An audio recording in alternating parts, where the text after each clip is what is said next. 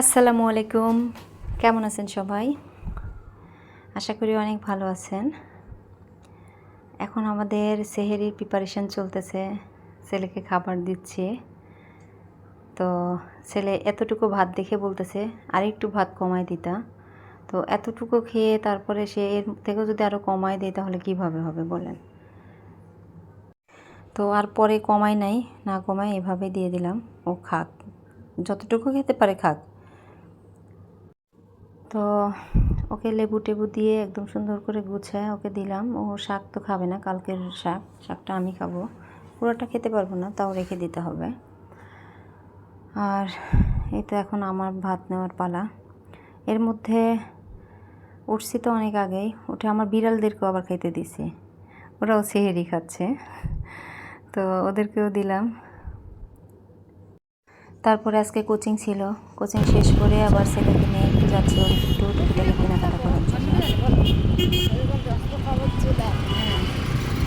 একটা বন্ধু ওর বন্ধুর ওর বন্ধুর অসুস্থ ছিল বুঝছো। ওর বন্ধুর বুকের মধ্যে ধরে রাখতেছিল, মানে অনেক বেশি অসুস্থ ছিল। এই যে মোটা করে ছেলেটা, না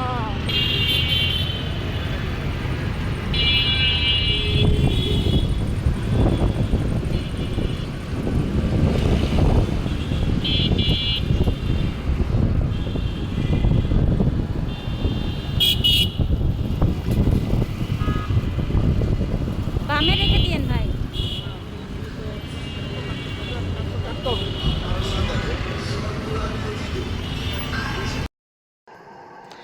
আজকে বাসা থেকে বের হয়েছিলাম সেই কোচিংয়ের জন্য, কিন্তু বাসায় ফিরতে ফিরতে এত পরিমাণে লেট হয়ে গেছি, সেই জন্যই এসে রান্না করতে পারবো না দেখে বাইরে থেকে কিনে নিয়ে আসছি ছেলের জন্য। হালিম নিয়ে আসছি, একটা সাসলিক নিয়ে আসছি, তারপরেও কাটলেট পছন্দ করে একটা ডিমারি নিয়ে আসছি। আর আমি যেহেতু দই চিড়া খাই, আমার এই যে দই চিড়া আমি আমার মতো রেডি করে নিছি, আর একটু ট্যাং করে নিছি।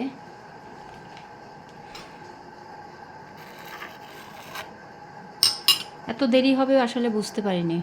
বাইরে রাস্তায় এত পরিমাণে জ্যাম, কিসের জ্যাম তাও জানি না, প্রচুর জ্যাম। এই কয়টা দিন এত ফ্রি ছিল রাস্তা, আজকে প্রচুর জ্যাম। তারপরে আবার বাসায় এসে আরেক কাহিনী, সেটা ইফতারি পরেই বলি।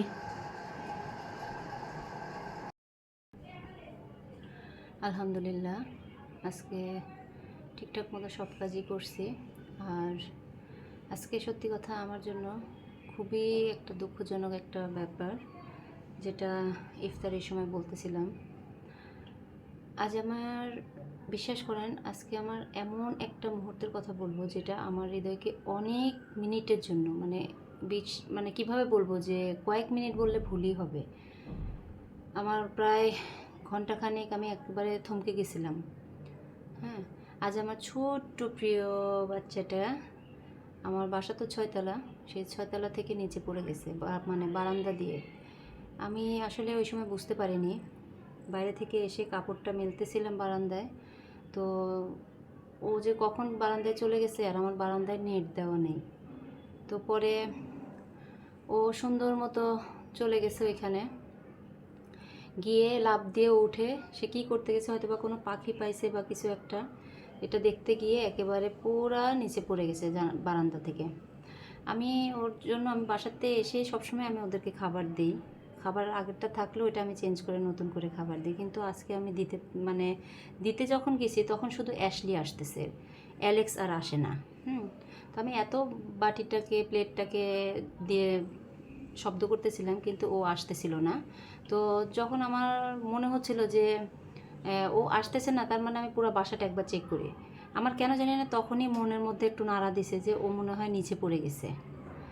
মানে আমি যখন বুঝতে পারছি, মনে হচ্ছিল পৃথিবী যেন আমার মানে একদম থেমে গেছে, বুকের ভিতর এমন একটা ভয় কাজ করছিল যেটা আমার ভাষায় প্রকাশ করা যাবে না।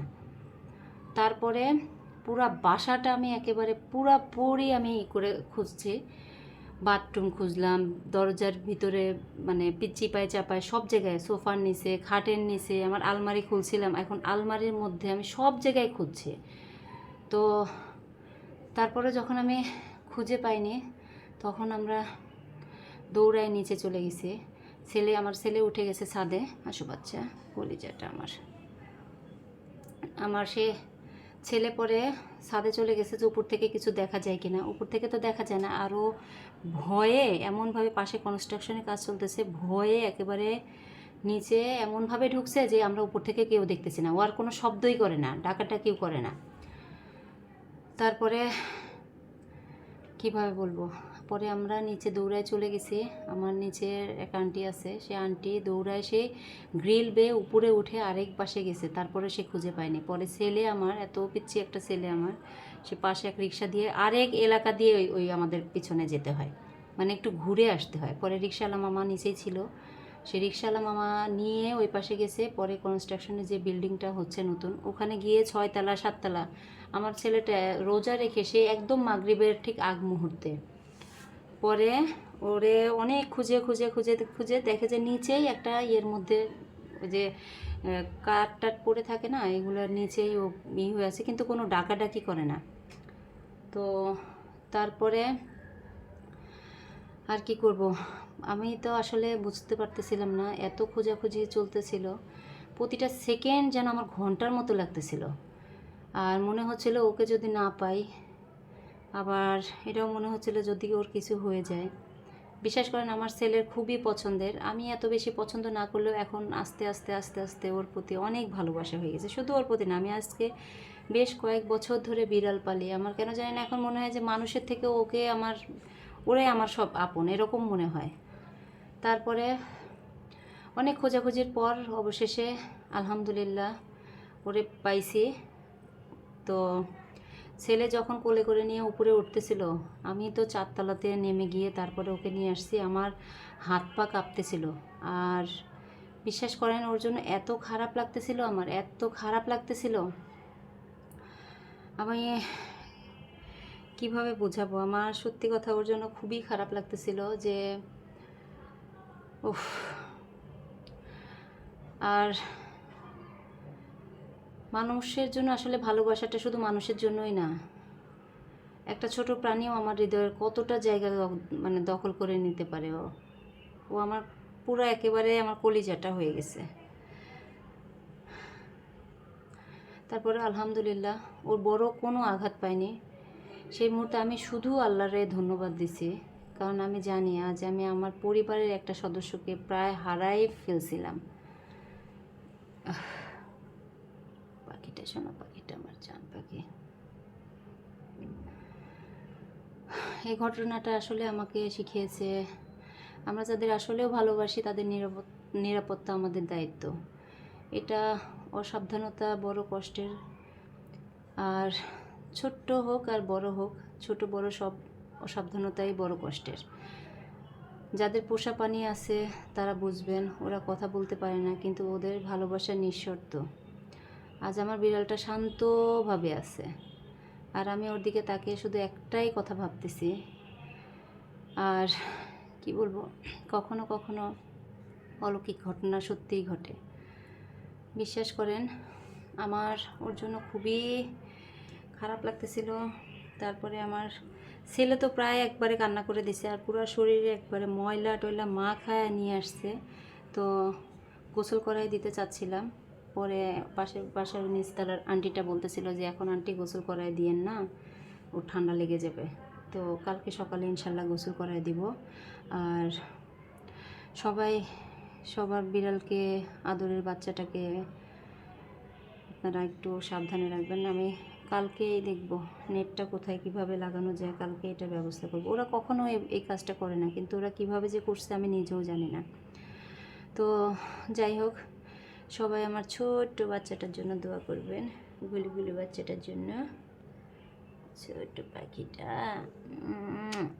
সোনা পাখিটা আমার কলিজা। তো আজকের মতো এই পর্যন্তই। সবাই ভালো থাকবেন, সুস্থ থাকবেন, সাবধানে থাকবেন। আর আপনারা যারা ছোট্ট পাখিগুলোকে পালেন, যাদের পোষা প্রাণী আছে, তারা সবাই সাবধানে রাখবেন। আমার মতো বেখেয়ালিভাবে রাখবেন না, আমার এটা অনেক বড় ভুল হয়ে গেছে। তো আজকের মতো এই পর্যন্তই। আল্লাহ হাফেজ, আসসালামু আলাইকুম।